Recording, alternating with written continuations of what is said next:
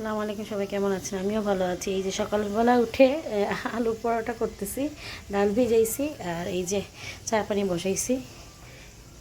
যেমন আলু পুরিটা ভাজা হয়ে গেছে, আমরা মা ছেলে খাবো একটা একটা করে।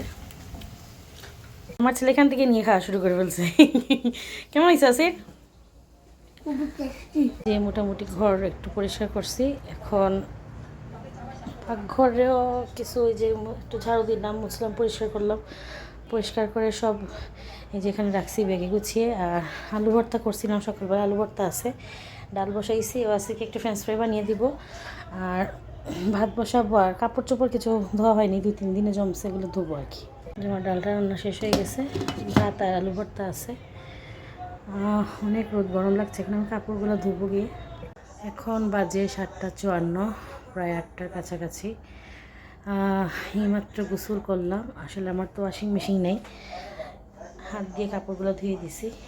এখন কাপড়গুলো এখানে কিছু মেলবো আর কাপড়ের স্টেনে কিছু মেলে দিব আর কি। রাত 11:40 হয়ে গেছে।